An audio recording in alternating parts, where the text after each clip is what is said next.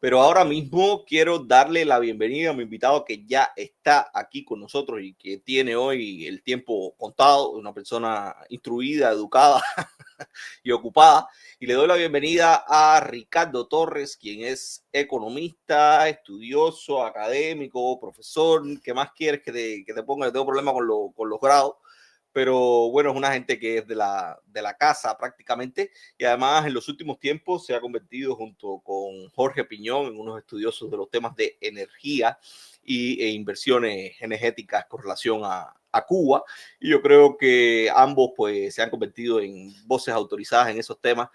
Gracias por la invitación, Eloy. Placer estar hablando contigo. Siempre, el placer es mío. Y yo antes de dilatar más esta conversación, voy a dejarte, primero voy a tratar de cuquearte. Yo uso mucho el término cuquear, no sé si ustedes los habaneros lo usan tanto más como... Pero ahí vamos. Bueno, voy a tratar de cuquearte con una intervención un podcast de la presidencia cubana que se llama Desde la Presidencia, que es un podcast que, aunque lo anunciaron desde ayer y evidentemente es un podcast grabado, salió por primera vez en el horario de esta mañana. Son apenas unos minutos de intervención. El problema es que la generación distribuida es verdad que ha mejorado la disponibilidad, pero no se puede usar, como usted explicaba, como ha explicado el ministro. Si nosotros logramos, para julio, para agosto, la combinación de mejorar la disponibilidad con que haya combustible y con lograr una racionalidad en el uso de la electricidad en el país, eso evidentemente va a disminuir la cantidad de apagón y va a permitir la rotación y va a permitir la planificación.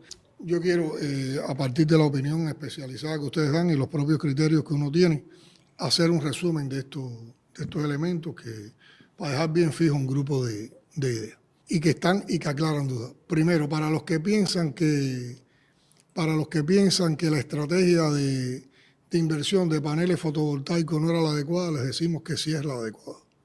Y la vamos a continuar. Fíjense que en marzo, que habíamos inaugurado solo 4 parques, la generación fotovoltaica aportaba 107 megawatt hora.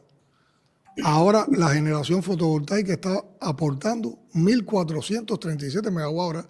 Se multiplica por más de 10, pero en julio vamos a tener más de 500 megawatts instalados en parques fotovoltaicos, que si lo calculamos, por ejemplo, a 5 horas, son más de 2.500 megawatts hora que van a estar generando esos parques. Por lo tanto, esa estrategia sí ha sido correcta. ¿Por qué no se ha visto el impacto? Porque en vez de adicionarse a la generación, lo que ha estado cubriendo, lo que faltó de generación, porque no pudimos la generación distribuida, emplearla por falta de combustible. Segunda idea que quiero ratificar. Tampoco ha fallado la estrategia de recuperación de generación distribuida. Ahora tenemos más de 1.000 megawatts recuperados en generación distribuida, en lo que va de año. Lo que pasa es que ahora, ¿por qué no se ve ese impacto? Porque esos 1.000 megawatts no los hemos podido utilizar por falta de combustible. Tenemos disponible. Tenemos disponible 1.000, que hoy nada más que estamos usando 300. Exacto. Hoy nada más que estamos usando 300. Por lo tanto, esa estrategia tampoco ha fallado. Tampoco ha fallado la estrategia de las reparaciones y mantenimiento en la que han estado involucrando nuestras plantas termoeléctricas.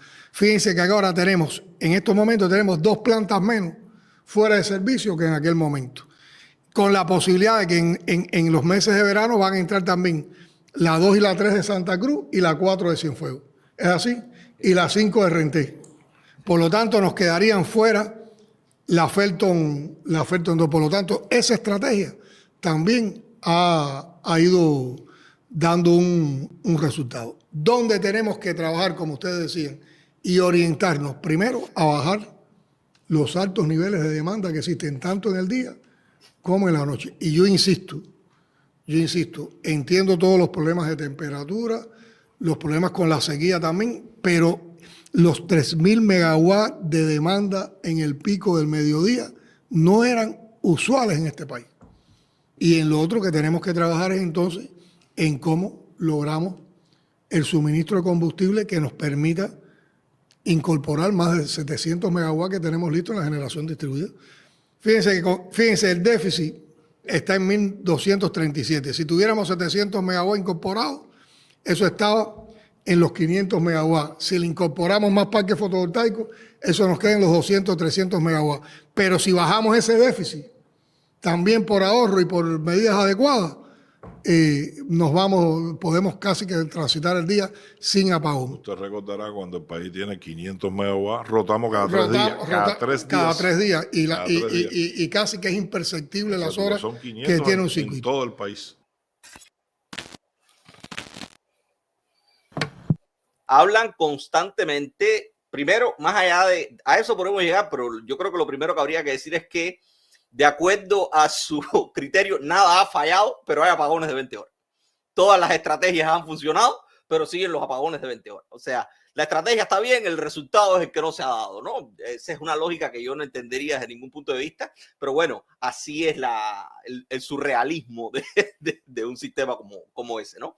Pero más allá de eso, a mí me llama la atención, porque este tema de la electricidad, y tú lo sabes mejor que yo, ha sido un tema cíclico. O sea, la crisis de la electricidad es cíclica. Hoy le ponen 4 pesos, resuelve el problema 4 años. Dentro de 4 años dejaron de dedicarle dinero a eso y entra de nuevo la crisis, y así sucesivamente. Y digo que es cíclica porque hemos repetido hasta la saciedad, por ejemplo, aquella famosa frase de Fidel en la Revolución Energética, que Pinar del Río jamás conocerá los apagones. Y hoy una de las cosas que están hablando en este material es precisamente de la inversión que se hizo durante la revolución energética, que es lo que ellos denominan equipos de generación distribuida, que son todos estos equipos de electrógenos grandes, estas plantas grandes y motores grandes que no tienen que ver con las centrales térmicas fijas o las centrales térmicas tradicionales. Pero a mí me llama la atención porque teóricamente la revolución energética había implantado eso, y hoy el problema es que no teníamos combustible para garantizar esa revolución energética, y hoy hablan que una de las soluciones a corto plazo es lograr encontrar el combustible para recuperar la capacidad de generación de esa generación distribuida. Y en ese sentido, a mí me gustaría que tú me dijeras qué piensas primero de esta idea de cómo, si no han tenido combustible hasta hoy para darnos corriente, piensan que pueden tener combustible mañana para generar una solución. Sí, Eloy, mira, primero decir 2 o 3 cosas que yo creo que pueden marcar la conversación, porque hay que empezar quizás entendiendo que esto mismo que se está discutiendo ahora, obviamente es un problema de muy corto plazo. No estamos hablando de algo muy coyuntural. ¿Qué hacemos ahora mismo para poder dar electricidad para mañana o para pasado? Y en realidad lo que tenemos delante de nosotros es una crisis estructural del modelo de suministro de energía.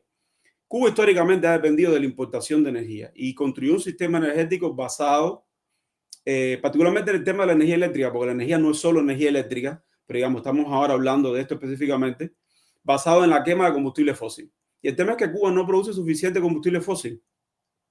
Y el que produce tiene un efecto corrosivo adicional sobre las plantas, lo cual significa que tienes que invertir más en mantenimiento y en reparaciones capitales de las plantas. Ninguno de esos problemas se ha resuelto hasta hoy. A eso se le ha añadido en los últimos años, yo diría que ya no son tan últimos años, podemos hablar de una década, no tengo ahora para mostrar un gráfico, pero más de una década de hecho, de un proceso en el cual se tomaron decisiones que llevaron a que no se invirtieran recursos suficientes en el sistema electroenergético nacional, sometido allá a los problemas que estaba mencionando. Y esto ha derivado en crisis. Esta crisis no empezó ahora, porque esta etapa, digamos, este periodo de la crisis, por lo menos desde el 2019 estamos teniendo un proceso en el cual hay apagones recurrentes en buenas partes del país, más o menos, pero ahí estamos, ¿no?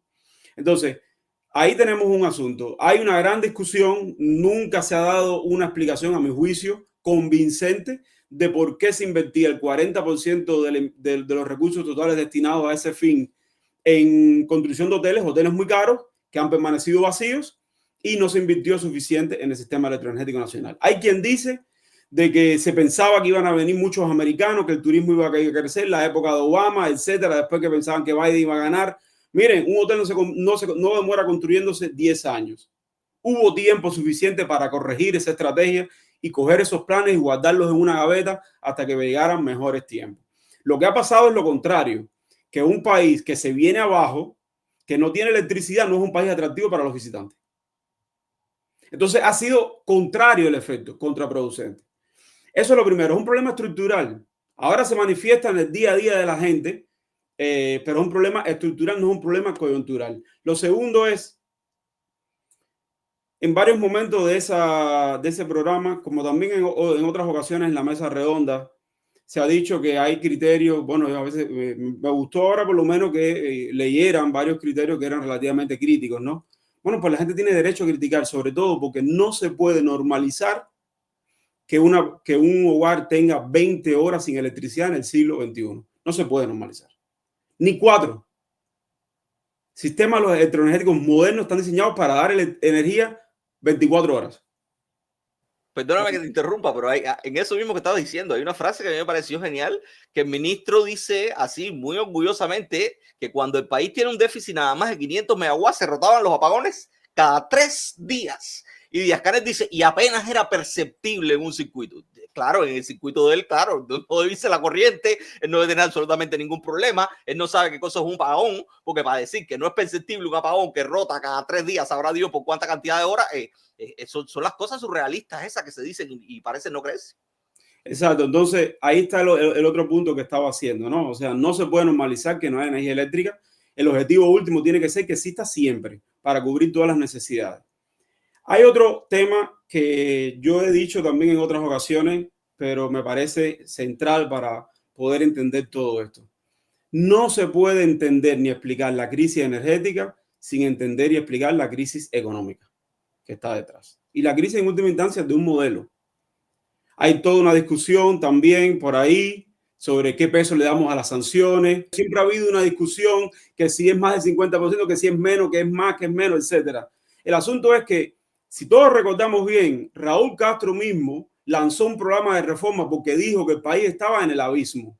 O sea, el modelo económico de Cuba no funciona y no funciona hace mucho tiempo. Entonces, la crisis económica está relacionada con la crisis energética. Termino diciendo esto en esta parte. Los sistemas electroenergéticos modernos, la infraestructura energética en sentido general, son costosos, son caros. Si se quiere mantener sobre todo la vitalidad, ¿no? Que existe energía eléctrica las 24 horas, que no fluctúe, etcétera, etcétera, etcétera. Son caros. Una economía cuyo desempeño ha sido muy pobre, por decirlo menos, durante tantos años, no tiene recursos para pagarse esos sistemas. Entonces, si Cuba no avanza en un proceso en el cual dé pasos sustantivos para cambiar su modelo y mejorar significativamente el desempeño de la economía, nunca va a tener recursos suficientes para pagarse el sistema electroenergético que requiere el desarrollo de un país y el bienestar de las familias. Uno lleva al otro. No se puede separar esos dos procesos. Hoy resolvemos el problema, invertimos una cantidad de dinero, volvemos a recuperar estas plantas, se compra petróleo por no sé dónde, se sigue incorporando parques solares y aparentemente resolvimos el problema. No. Si no se resuelve el problema económico de fondo, no se va a resolver tampoco el problema energético que estamos sufriendo en la actualidad.